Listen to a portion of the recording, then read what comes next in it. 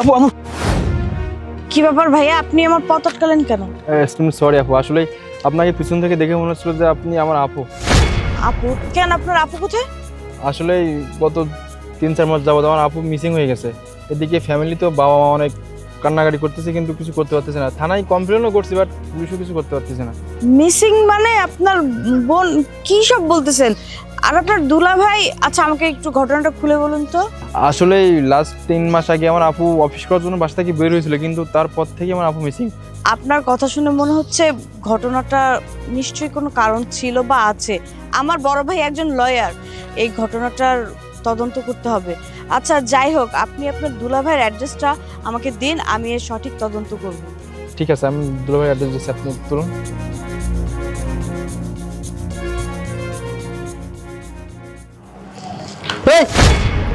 কে?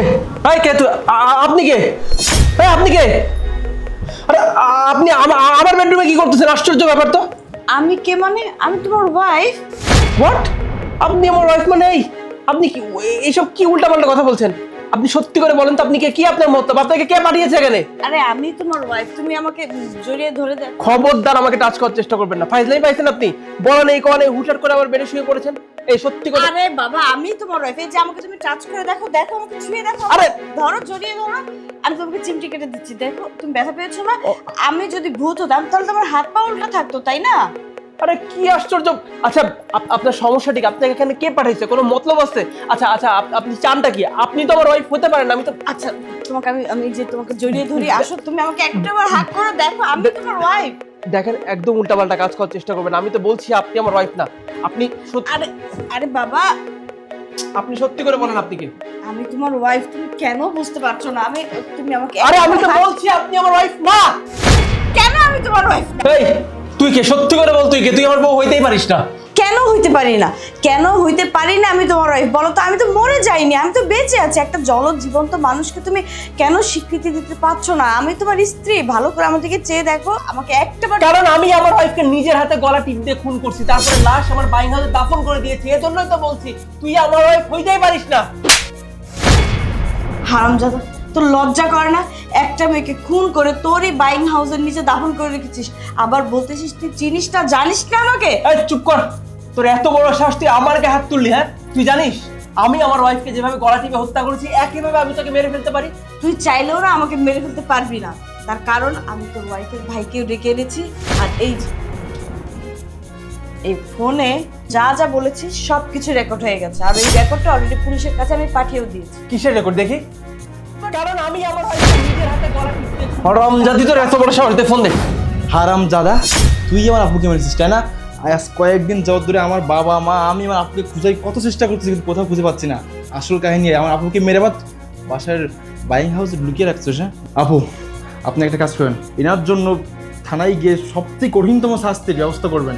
আমি একটা ভাই হিসেবে আপনার কাছে অনুরোধ করছি, আপনি প্লিজ এনাকে ছাড় দিবেন না। ভাইয়া, আপনি কোনো চিন্তা করবেন না, আমার ভাই একজন লয়ার, তাকে বলে আমিও কঠিনতম শাস্তির ব্যবস্থা করব। জানি এই পৃথিবীতে আর কোনো স্বামী তার স্ত্রীকে এইভাবে খুন না করতে পারে, কোনো ভাই তার বোনকে না হারাক, কোনো মায়ের বুক খালি না হোক। ওকে দেখে যেন আরও 5 জন এই শিক্ষাটা পায়, আমি ঠিক সেই ব্যবস্থাটাই করব। এছাড়া আমার আর কিচ্ছু করার ছিল না। এছাড়া আমি কি বা করতাম? হ্যাঁ, আমার বউ, সে তো বউ ছিল না, সে ছিল সন্দেহের গোডাউন। প্রত্যেকটা মুহূর্তে সে আমাকে সন্দেহ করতো। আমি খেতে গেলেও শান্তি মতো খেতে পারতাম না, ঘুমালে শান্তি মতো ঘুমাতে পারতাম না।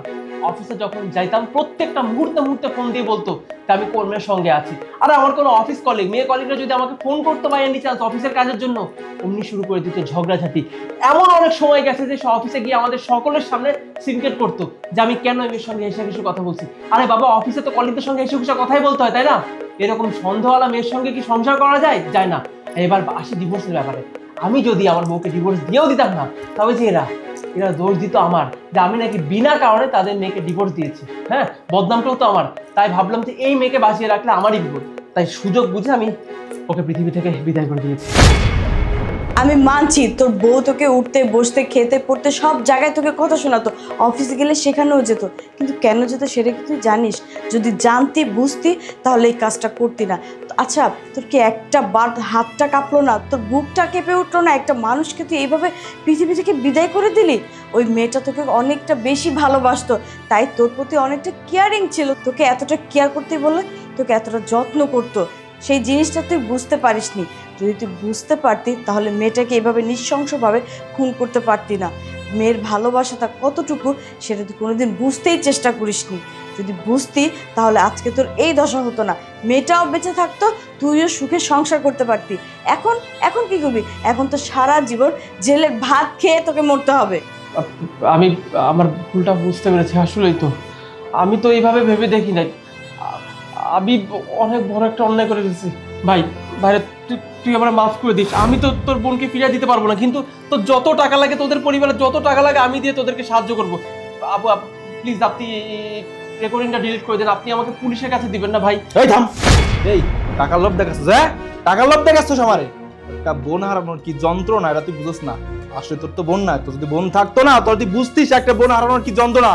আর এখন তুই আমার বোনকে মেয়ে আমাকে টাকার লোভ দেখাচ্ছিস। হ্যাঁ, শুধুমাত্র তোর জন্য আমার বড় আপু আজকে পৃথিবীতে নাই। তুই কি ভাবছস তোকে আমি এমনি এমনি ছেড়ে দেবো? আরে ভুল ভাবছস, তোকে যা করাচ্ছে তো আমি করবোই। আর আপু, আমি আপনাকে অনুরোধ করতেছি, আপনি থানায় গিয়ে ইরান নামে কঠিন শাস্তি ব্যবস্থা করবেন।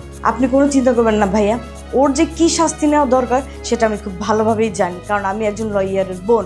আমি তো ওকে এমনি এমনি ছেড়ে দিব না। ওকে দেখে এই পৃথিবীর আর কোনো স্ত্রীকে যেন খুন করার দুঃসাহস কোনো স্বামী না করতে পারে, আমি সেই ব্যবস্থা করব। আর কোনো ভাইয়ের বুক মায়ের বুক যেন খালি না হয়, আমি সেই ব্যবস্থাই করব।